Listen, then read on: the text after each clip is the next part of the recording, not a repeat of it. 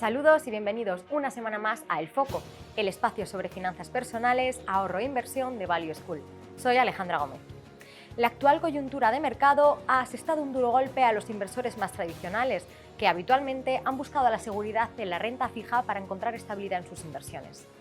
En este contexto financiero, donde el endurecimiento crediticio de los bancos centrales se impone y la deuda de los países europeos está disparada, la renta fija ha caído incluso más que las acciones. La opción a la que tenemos que mirar, según los expertos, es la renta fija corporativa, sustentada por las cifras y la potencia de negocio. Sobre este tema y mucho más vamos a hablar con David Ardura, director de inversiones de Finaccess Value. Con él repasaremos su trayectoria profesional y su forma de invertir. Tendremos también, como cada semana, las recomendaciones de lectura y nuestra sección sobre finanzas personales. Vamos allá.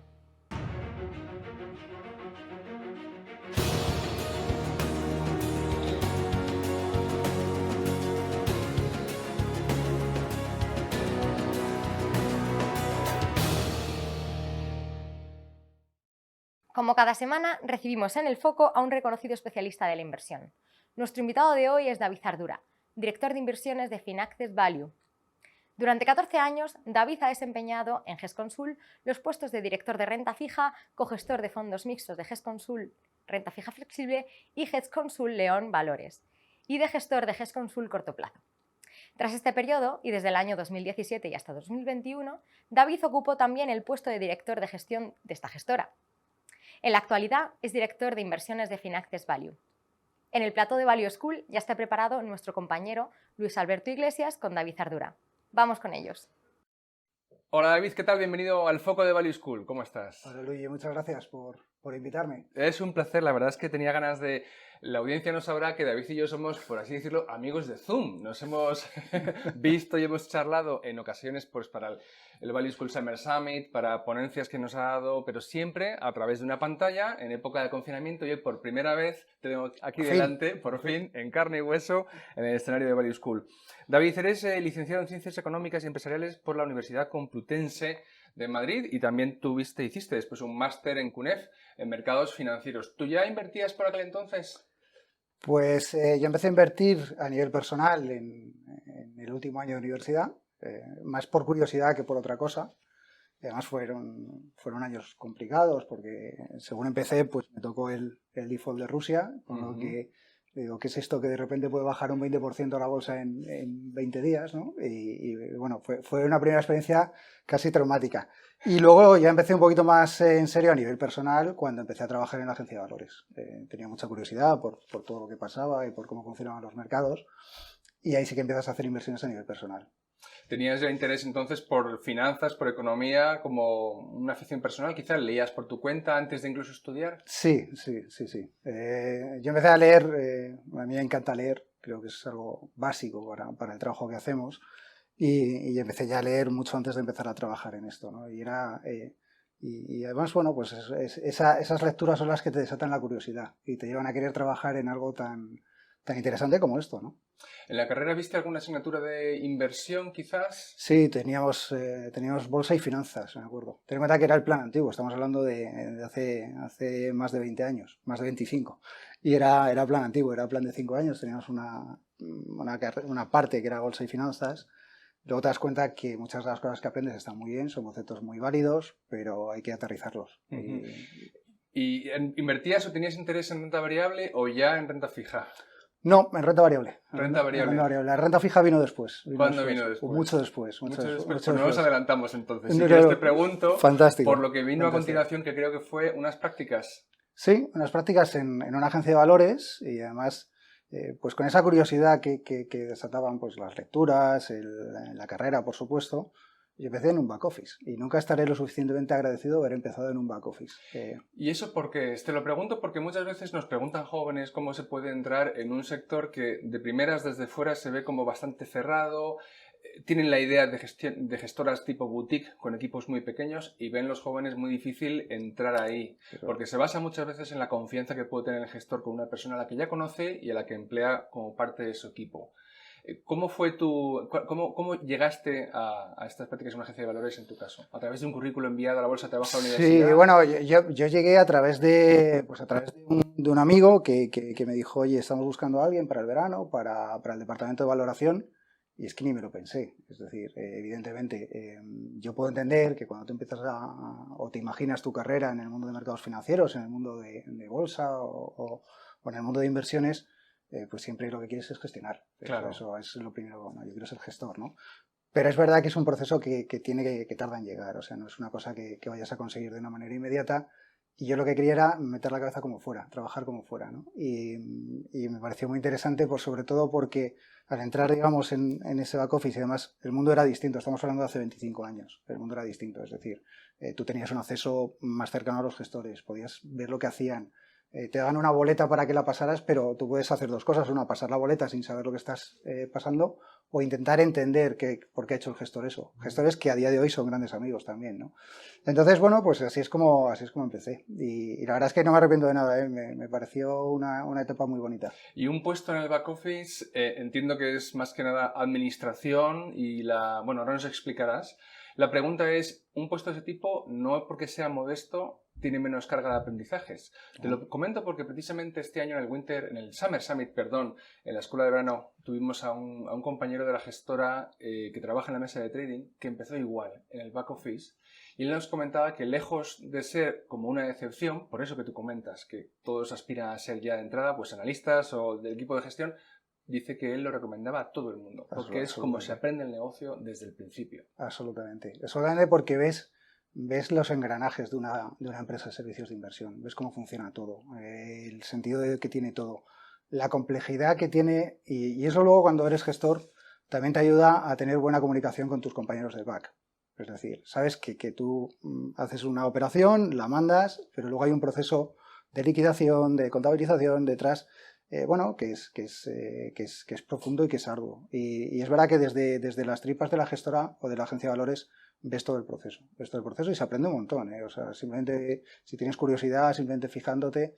Ahora, por ejemplo, hablábamos antes, ahora hay una gran necesidad de puestos de compliance y de legal, porque la regulación nos lleva a eso. Los equipos de análisis son más pequeños, pero los equipos de legal son más grandes.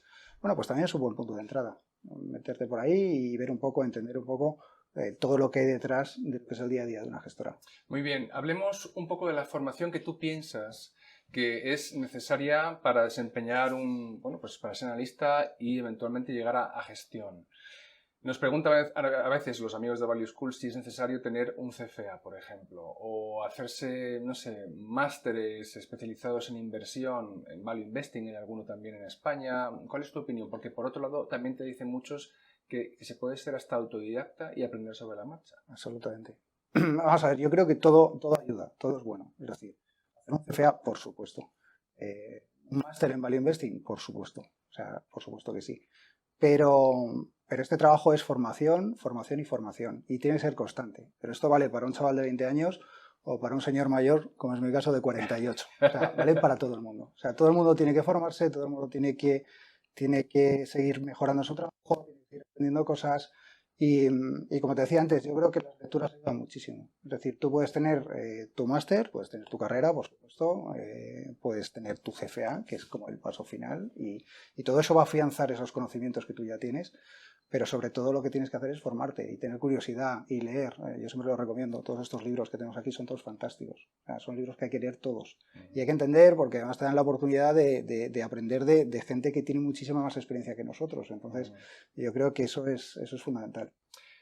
Además de la formación, acabas de mencionar la lectura, el tener curiosidad, y eso me hace entender, y por entrevistas que hemos hecho a otros gestores, que hay ciertas cualidades que conviene, si no tener ya de fábrica, como quien dice, desarrollar para ser un buen gestor. Una puede ser un ávido lector, otra puede ser una persona estudiosa. ¿Cuáles son esas habilidades, esas capacidades? Compro las dos me parecen fundamentales. Creo que hay otra que es que tienes que ser una persona muy equilibrada. Es decir, es una cuestión personal. Es decir, todo se puede aprender, pero nosotros nos hemos encontrado en nuestra experiencia personal gente técnicamente sobrecualificada, pero que conviven muy mal con la presión del día a día de lo que lleva a ser, supone ser, por ejemplo, gestor. Entonces, ahí sí que es verdad que la gente tiene que ser equilibrada. Y tienes que ser equilibrado y tienes que ser tener la suficiente convicción en tus ideas para no dejarte llevar por esa volatilidad y esa locura que es el mercado todos los días, y tienes que tener la suficiente humildad para saber que en algún momento te puedes equivocar y que tienes que deshacer lo que ya has hecho. Y eso es lo más difícil, el ser equilibrado, desde nuestro punto de vista. Uh-huh. Desarrollaste también parte de tu labor profesional en analistas financieros internacionales, en el grupo AFI como analista de renta variable. Y después te incorporaste a GESConsult como gestor de fondos entre 2004 y 2021. Desde 2009 fuiste responsable de los fondos de renta fija. Coméntanos esos 13, 14 años de carrera, renta variable a renta fija. ¿Cuál es esa transición y cómo la haces? Bueno, por estas cosas que pasan. GESConsult era por aquel entonces una casa pequeña y había un puesto de gestor de renta fija y bueno, pues nuestros jefes decidieron que lo cubriéramos de manera interna y surgió la oportunidad. Bueno, pues oye, allá que fuimos, ¿no? Y te das cuenta que bueno, que la renta fija es un mundo muy interesante, que yo estoy muy contento de haberse pasado a la renta fija. También estoy muy contento de los años que estuve haciendo renta variable, pero bueno, ese fue el paso un poco por casualidad en ese sentido, ¿no? Y bueno, y fue un paso que lleva un proceso de aprendizaje. Además, estamos hablando del año finales de 2008, principios de 2009, un año muy complicado para hacer este tipo de cambios, y se aprende con el día a día. Es decir, viendo un poco cómo funcionan. Evidentemente, en un equipo pequeño siempre estás un poco al tanto de todo, no aterrizas de nuevo y dices, oye, ¿y esto qué es? ¿Un bono? ¿Cómo funciona esto? Eso ya lo sabes. Pero sí que es verdad que el día a día y la responsabilidad de cargar tú con las carteras de renta fija, eso es un proceso que lleva su tiempo. Pero bueno, en ese sentido, pues oye, para bien o para mal, pues aquí estamos 15 años después, ¿no? ¿Y los trabajos de análisis de renta variable y de renta fija se distinguen en alguna parte? Pues decir, pues mira, básicamente, digamos, el 90% es igual, pero aquí hay un 10% en que son totalmente distintas. Mira, el analista de renta fija también depende. La renta fija es muy rica en instrumentos, en activos, en tipos de estrategias. Entonces tiene sus complejidades, pero básicamente el analista de renta fija lo que tiene es como más capas, es decir, partes desde un punto de vista macro, desde un punto de vista pues más arriba, y a partir de ahí pues tienes que estar en contacto pues con todo tema de macro, tema de inflación, bancos centrales, política monetaria, tipos de interés, todo eso. Y todo eso está bien además porque te da mucha información de cosas que luego pasan en el mercado. Y cuando bajas ya y dices, soy un analista de crédito, alguien que busca bonos corporativos, pues te das cuenta que la primera pregunta que tienes que responder como analista es si este señor al que yo le estoy prestando el dinero, esta compañía a la que le estoy prestando el dinero, me lo va a devolver. Esa es la pregunta que tienes que hacer. Y para llegar a esa respuesta, a si sí o si no, el proceso es muy parecido al de la renta variable. Es decir, tienes que conocer la compañía, conocer de dónde vienen sus flujos de caja, sus rentabilidades, entender su negocio, las barreras de entrada, todo eso, ¿no? Y el camino es muy similar. Evidentemente miras otras partes que a lo mejor en renta variable pues no son tan decisivas, pero en el fondo el camino es muy, muy similar. El problema viene cuando te encuentras, desde tu punto de vista de analista de renta fija, con una compañía que es muy buena y te das cuenta que vas a obtener un retorno muy pequeño por ser bonista y que tu retorno bueno está en el equity. Entonces, ese tipo de cosas pasan también. Es que eso es un caso que nos han explicado gestores que han venido a dar clases en Value School, y los alumnos se sorprenden cuando el gestor dice algo como: esta compañía nos pareció mejor inversión como bonistas que como accionistas, y por tanto la tenemos en cartera, pero no en sus acciones tenemos tal bono. Sí, a nosotros nos ha pasado mucho. Y viceversa, también. ¿Cómo puede ser eso? Porque al final la capacidad de repagar esa deuda vendrá porque el negocio funcione bien y genere capacidad para pagarla. Sí, lo que pasa es que tú puedes generar la capacidad suficiente para pagarla, pero que desde tu punto de vista de accionista no sea lo suficientemente atractivo como para hacer una inversión y convertirte en accionista, convertirte en socio de esa compañía. Es decir, ¿me vas a devolver mi dinero? Sí, pero ¿eres la compañía con la que yo quiero estar en el largo plazo, que al final debería ser toda nuestra intención a la hora de invertir en renta variable? Pues no, eso pasa. Y pasan casos al revés. Yo recuerdo uno muy, muy sencillo y muy claro de explicar, que fue Celnex. En Celnex yo estaba mirando un bono para que nos pagara pues en torno a un 2%, no mucho, y de repente te das cuenta que es una compañía que la TIR de sus activos, de sus proyectos, pues está entre el 13 y el 15%. Y dices, obviamente si yo estoy mirando para prestarle mi dinero a esta compañía al 2% para que ellos saquen una TIR del 13, estoy en el lado malo. O sea, yo quiero estar en el 13, no quiero estar en el 2. Bueno, pues ese es un poco el otro camino, ¿no? Hablando con gestores en valor, que vienen mucho a Value School, la mayoría de ellos siempre han dicho que la macro no la tienen muy en cuenta, la miran casi de reojo. Pero he entendido por la respuesta que me has dado hace un minuto o dos, que en el caso de una inversión en renta fija sí se tiene en cuenta. Es fundamental. Fundamental. Y voy a dar un contexto. Preparando la entrevista, tomé un apunte y pongo aquí: el enorme volumen de deuda existente está condicionado por la intervención de los bancos centrales y los tipos negativos. Son cuestiones que han estado en la actualidad de la financiera y que hoy todavía siguen estando. ¿Puedes explicar cómo se llega a tener tipos negativos? ¿Con qué finalidad? ¿Y qué consecuencias tiene esto para la economía en general y para el trabajo de un inversor? Pues es una muy buena pregunta. Y los tipos negativos son consecuencia, no nos retrotraemos a 2013 ni a 2008 siquiera. Nos tenemos que ir mucho más atrás. Desde hace décadas el mundo entra en un círculo en el cual cada vez somos más adictos al endeudamiento. Cada vez necesitamos más deuda para generar el mismo dólar de PIB. Entonces eso se va creando una bola. Y yo creo que con la crisis financiera global, la crisis de 2008, eso estalla de alguna manera, ¿no? Y en concreto en Europa estalla de una manera muy importante. Si recuerdas, en 2012 el euro estaba en jaque. Teníamos unos volúmenes de deuda brutal, había que hacer un montón de ajustes y fueron las palabras de Mario Draghi las de haremos lo que haga falta. Whatever it takes, que dijo. Justo. Y el haremos lo que haga falta, que está bien, porque yo creo que era la única solución en ese momento, pero el haremos que haga falta tiene la consecuencia de tipos negativos durante un periodo muy largo de tiempo. Y además lo malo de los tipos negativos, que parece que hemos salido, y me parece una noticia estupenda, pero que le pregunten a Japón cómo se sale de tipos negativos. Hemos salido porque hemos tenido un shock exógeno de inflación que nos ha llevado a esos tipos, otra vez, tipos nominales positivos. Pero lo malo de los tipos negativos es que se convierten en un círculo vicioso. Es decir, la deuda cada vez es mayor, como tengo tipos negativos, promuevo que haya más deuda, porque oye, si realmente endeudarme me sale prácticamente gratis, pues fantástico. Todos sabemos que el coste de la deuda es mucho más atractivo desde el punto de vista de una compañía que el coste del equity, que es mucho más caro. Bueno, pues venga, vamos a endeudarnos todo lo que podamos. El caso de Celnes, que hablamos antes, 2% frente a 13% de TIR, fantástico. Pero el problema de eso es eso, que se hace una deuda, se hace una bola, y una de las consecuencias de los tipos negativos es que afectas a toda la cadena de activos. En el momento que tú rebajas el tipo libre de riesgo, lo que haces es que los múltiplos creas una inflación de activos. Los múltiplos que pagas son cada vez más altos. Y los múltiplos cada vez más altos, como todos sabemos, implican retornos más bajos, por definición. Entonces hay un momento en el cual ya estás en un sinsentido, ya no tienes recorrido. Volvemos al caso de Japón.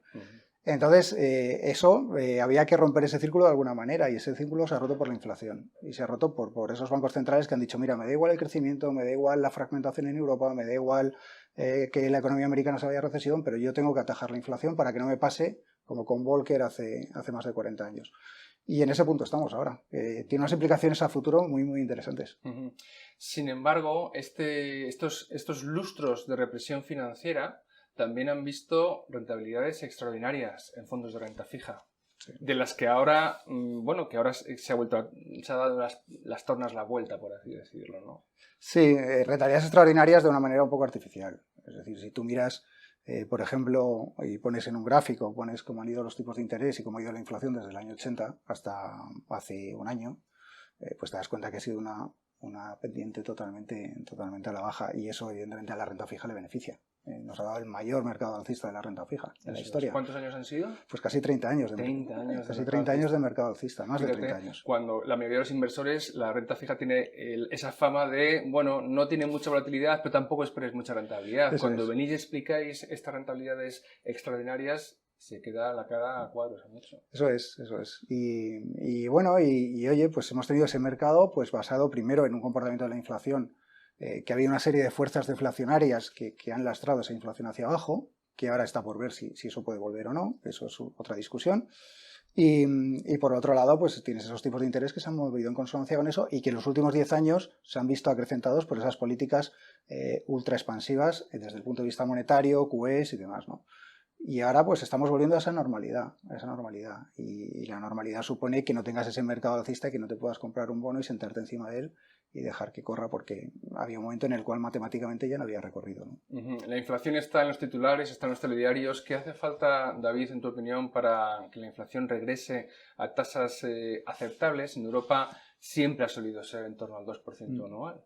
Bueno, la primera cura contra la inflación es la inflación en sí misma. Es Es decir, si a ti te cuestan las cosas más caras, hay un momento en el que dejas de consumir al mismo nivel que hacías antes. Eso te normaliza la inflación.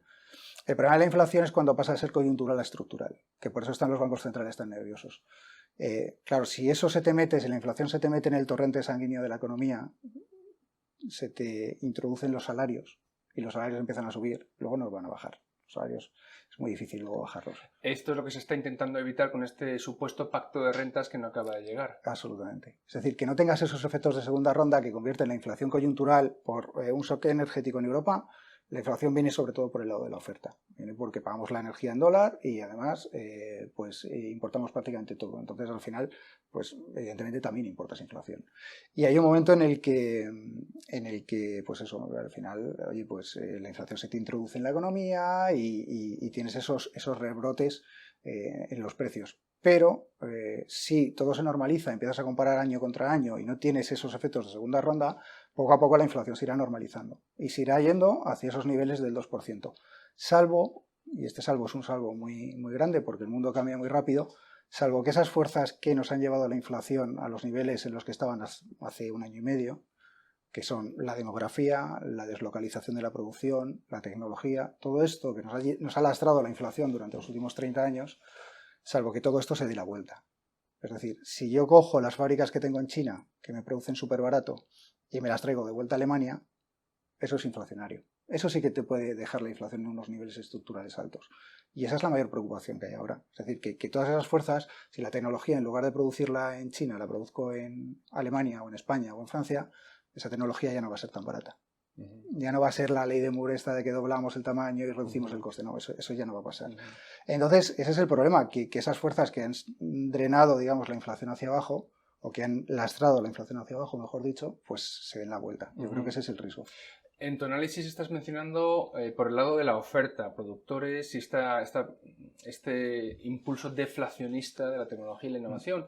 Por el lado de la oferta de dinero no ves que venga el problema, es decir, quizá que una solución pueda ser restringamos el crédito y pienso, por ejemplo, todas las políticas de expansión que se han llevado a cabo para reestimular la economía tras el COVID, los confinamientos. En Estados Unidos se ha llegado a mandar cheques a los hogares para que consuman en un mercado donde se dejó de producir. Entonces se ha inyectado demasiado dinero que quizás, no sé si estás de acuerdo, habrá que drenar de alguna manera. Es lo que está haciendo la FED. La FED está haciendo justo eso que dices. Tuvimos algo que era raro, porque no suele pasar, no suele ser habitual, que es que tú tengas una política fiscal ultra expansiva con una política monetaria ultra expansiva a la vez.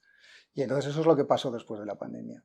En Estados Unidos, como bien decías, daban cheques. Pero lo que pasa es que en Estados Unidos, como el americano esto del saving no lo lleva muy bien, pues en Estados Unidos se han comido todo el ahorro generado en la pandemia más todos estos cheques que les dieron.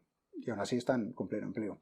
Y hay un momento en el cual quieren seguir consumiendo. Y uno de los indicadores más fiables cuando ves venir una recesión es cuando la confianza del consumidor baja, es decir, tú sabes que las cosas van a ir peor, pero el crédito al consumo sigue creciendo. Porque ya no tengo ahorros y ahora me endeudo para seguir consumiendo. Ese es el punto en el que está Estados Unidos.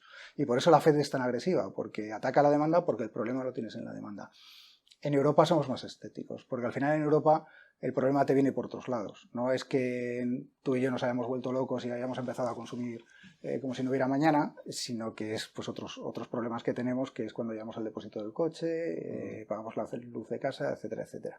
Y eso sí que es verdad que a lo mejor es un poco, y perdóname la expresión tan coloquial, matar moscas a cañonazos. Es decir, no sé si el BCE puede hacer lo mismo que la FED. La FED tiene un problema y tú tienes otro. No puedes aplicar la misma receta. No lo está haciendo. O al mismo ritmo, de hecho. De hecho, al mismo ritmo no puede hacerlo, eso es.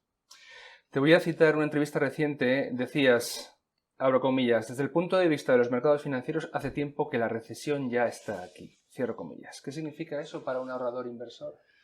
Pues significa que los mercados, los economistas cuentan y los mercados descuentan. Eso es lo que significa. Entonces, los mercados ahora mismo ya te están reflejando la recesión, tanto en Estados Unidos como aquí, tanto la renta fija como la renta variable. Y para el inversor, el ahorrador inversor tiene varias consecuencias. La primera, sobre todo, para el más conservador. Y además esa distinción de ahorrador e inversor es importante, porque si te fijas, la represión financiera lo que hace o lo que ha hecho es convertir al ahorrador en inversor. Y muchas veces el ahorrador se ha vuelto inversor y no se ha dado cuenta. Es decir, ese ahorrador que tenía su dinero en el banco, que no quiere nada de volatilidad y demás, ese ahorrador de repente ha dado un paso inversor sin tener el conocimiento de que estaba siendo inversor y se está comprando fondos a corto plazo, fondos de renta fija a medio o largo plazo. Claro, cuando tienes un mercado que es continuamente tendencial y no tienes volatilidad y todo está bien, pues el ahorrador no se da cuenta. Pero ahora de repente se ha dado cuenta que hemos tenido el peor año de renta fija de la historia. De la historia. La historia. Entonces, desde que tenemos, a lo mejor hay alguno, no lo sé, ¿sabes? Pero en los últimos 200 años no hemos tenido un mercado como este. Y entonces, pues eso es lo que sufre, porque el ahorrador inversor conceptualmente no está preparado para asumir la volatilidad y se sorprende muchísimo. Pero bueno, ahora bien, también es cierto que ese ahorrador que no ha participado de la inversión y que tiene su dinero en la cuenta corriente, pues se da cuenta de que ahora puede hacer inversiones a un año en un fondo de renta fija al 3%, con una buena calidad crediticia. Y eso, oye, si mañana viene al banco y le diera un 3% en un depósito, lo cogería seguro. Hablemos de vuestras carteras, porque los fondos de renta fija ya me acabas de comentar y es sabido por quien sigue la actualidad financiera e inversora que llevan, como has dicho, el peor año en la historia. Pero vuestras carteras, ¿cómo han sufrido estas grandes caídas? Pues mira, en nuestras carteras de renta fija puras, ninguna ha tenido pérdidas superiores al 2%. Lo cual, dices, no es para estar contento, porque a nadie le gusta perder, pero en un año que el índice de renta fija ha caído un 21, un 20,86 a día de ayer, en el índice global de renta fija, pues creo que más o menos hemos conseguido capear el temporal. Y esto ha sido así porque estábamos muy conservadores, tanto en duración, el plazo al que invertimos, o la sensibilidad que vamos a tener, mejor dicho, ante esas variaciones de tipos de interés, como en la calidad crediticia de las carteras que teníamos. No veíamos, lanzamos un fondo a principio de año y cuando estábamos haciendo la cartera del fondo, un fondo de renta fija a corto plazo, teníamos muchísima liquidez porque no veíamos oportunidades. Entonces tampoco quisimos participar de eso, es decir, oye, pues preferimos estar en liquidez y demás. Y a lo largo del año sí que hemos ido invirtiendo la cartera y seguimos ido haciendo esa cartera que es la que nos tiene que pagar en los próximos meses. Te cito en otra entrevista, dices, creemos que hay que ser cautos. Hemos empezado con bonos del Tesoro de Estados Unidos, y aquí subrayo bonos. Cuando se vaya deteriorando el entorno macroeconómico veremos grandes oportunidades para comprar deuda corporativa, y aquí subrayo deuda corporativa. En Europa empezaremos en unos meses a incluir las cédulas, y subrayo cédulas, e incluso algo de bono alemán. Aquí se insinúa un uso táctico de los distintos activos en que puedes estar. Explícanos por qué en cada momento conviene y con qué finalidad estar en uno o en otro, y entiendo yo que una transición de la prudencia, como dices, hay que estar cautos, allá la cosa se recupera y vamos a estar ya ganándole más dinero a esto de la inversión en renta fija con otro tipo de... Sí, porque una de las cosas buenas que tiene la renta fija es que tienes una gran variedad de instrumentos y que no todos se comportan de la misma manera, ni muchísimo menos en distintos entornos, ¿no? Estamos en un entorno ahora mismo en el que el crecimiento va a la baja, es decir, tú ves las expectativas de crecimiento cada vez son peores y la inflación todavía sigue al alza. Entonces, ahora tu mejor activo es estar o comprando a muy, muy corto plazo o estar en liquidez. Muy, muy corto plazo sería ¿qué instrumento? Pues un instrumento prácticamente monetario a un año, porque ahora ya ahora las letras alemanas a 2 meses te pagan un 0,70. O sea, ya tienes un tipo nominal, ya tienes un carry positivo. Pero esa sería un poco la estrategia de estar ahora, que es más o menos donde tenemos nosotros posicionadas las carteras. Pero habrá un momento, y este momento a lo mejor no tarda tanto en llegar, en el cual el deterioro económico sea ya tan evidente que los bancos centrales tengan que pisar un poco el freno. En ese momento es un momento buenísimo para comprar deuda. Históricamente siempre, cuando los bancos centrales han hecho la pausa y han dicho ya hasta aquí, llegamos con las subidas de tipos, los plazos largos de la deuda, por ejemplo el bono americano, empiezan a caer. Y empiezan a caer de rentabilidad y estás cayendo además de rentabilidad en un plazo de 10 años, con lo cual tu impacto en precio, lo que hablamos siempre del precio y la rentabilidad del bono, tu impacto en precio es elevado. Entonces, por eso nosotros hemos empezado ya a plantear las estrategias de poco a poco ir añadiendo eso, porque no vemos la pausa tan lejos, es decir, vemos a lo mejor 2 subidas más de 75 básicos en Estados Unidos, pero el bono hoy americano a 10 años está ya hoy por encima del 4%. Es decir, tampoco está tan lejos, es el momento en el cual seguramente los tipos a largo empiezan a descontar que los bancos centrales empiezan a poner el freno. Y ese es el momento para hacer esto. La renta fija corporativa tiene dinámicas muy similares a la renta variable. Y la renta variable no va a esperar a que salgamos de la recesión para subir, eso lo tenemos bastante claro, pero sí que todavía podemos ver deterioro de los beneficios empresariales, cifras macroeconómicas que van a ser cada vez peores, Es decir, todavía podemos tardar unos meses en ver recuperar los mercados de renta variable. Que oye, que la bola de cristal no la tiene nadie y además las predicciones no valen para nada, pero simplemente por saber dónde estamos, más que hacia dónde estamos en este momento. Y este momento todavía no lo vemos para invertir en renta variable. En el momento que veamos que es momento de invertir en renta variable, también será el momento de invertir en crédito, en renta fija corporativa. ¿Crees que hay justificación para hablar de inversión en valor en renta fija? Absolutamente. Absolutamente. Es decir, al final, y ahora yo creo que a lo mejor no tanta, pero porque ahora el mercado es la inversión en valor, entendiendo cosas que realmente estás pagando menos o bastante menos de lo que realmente valen. Eso se puede dar en renta variable, por supuesto, y se puede dar también en renta fija. La inversión en valor es muy útil cuando tienes un mercado que está totalmente desestresado, pues como por ejemplo antes de la pandemia, antes de la subida de la inflación el año pasado. ¿Por qué? Porque tienes que ir a buscar la oportunidad en el bono adecuado, la compañía adecuada, el emisor adecuado, en el tramo de la curva adecuado. Es decir, tienes que hacer muchos ejercicios para encontrar la oportunidad, que para nosotros ese es el valor. Es decir, oye, si realmente esto te debería estar pagando, imagínate un 1%, por sus comparables te pagan un 1%, o debería estar en el 1% y esto te paga un 1,5%, pues ahí está la oportunidad. Ese es tu margen de seguridad. Llevándonoslo desde la renta variable, pues diríamos, ese medio punto es tu margen de seguridad, porque estás comprando a una rentabilidad muy superior a la que deberías estar, o te debería estar pagando ese bono. Y eso es más fácil de hacer, o más necesario, mejor dicho, de hacer en un mercado en el cual todo corre y todo está bien, ¿no? ¿Qué compañías buscáis para invertir en renta variable y en renta fija? Porque en algunas entrevistas que he leído habléis de compañías de tipo calidad, quality, que lo llaman en inglés. ¿Por qué os gustan especialmente? Vamos a ver, no somos muy dogmáticos, quiero decir. Yo creo que hay un momento para comprar compañías que a lo mejor no son de esa calidad, pero sí que es un momento porque están extremadamente baratas y el mercado no les está prestando atención. Yo creo que ahí tienes una oportunidad y creo que el value ha sido un ejemplo. Y de hecho, con algún compañero más value que nosotros hemos tenido estas conversaciones y decíamos, es que es el momento vuestro, es el momento de entrar en este tipo de compañías. Y en cuanto al quality, que a nosotros nos encanta, porque a todo el mundo le gustan los buenos negocios, hombre. A todo el mundo le gustan los buenos negocios. Negocios que tienen poder de fijación de precios, que tienen barreras de entrada, que tienen rentabilidades sostenibles y que son altas. Todo ese tipo de cosas nos encantan a todos. El problema que tienes con esas compañías es que normalmente son caras. La calidad es muy cara.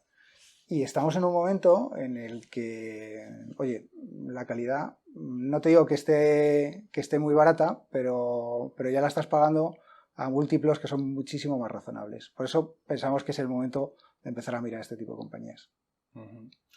Vamos a volver al principio de la entrevista, así darle una estructura circular. Me comentabas al principio que una de las cualidades, creo que has dicho la palabra equilibrado, ser una persona equilibrada, pues para poder gestionar el estrés o el ruido de los mercados que no te lleve a tomar malas decisiones.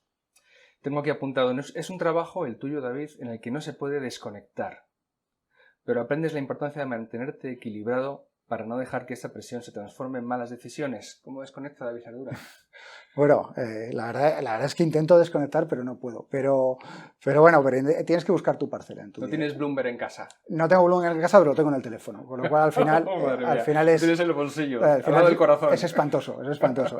Y además, claro, tenemos un trabajo en el cual tú llegas a casa, pones el televisor, pones las noticias, porque esto el telediario es como un poco antiguo, pones las noticias y ya inmediatamente empiezas a pensar en cosas que están relacionadas con tu día a día. Entonces, tienes que buscar tus pequeñas parcelas, que cada uno las encuentra en donde puede. Las mías, por ir al terreno personal, pues son mi familia. Yo intento pasar tiempo de calidad con mi familia, me parece fundamental.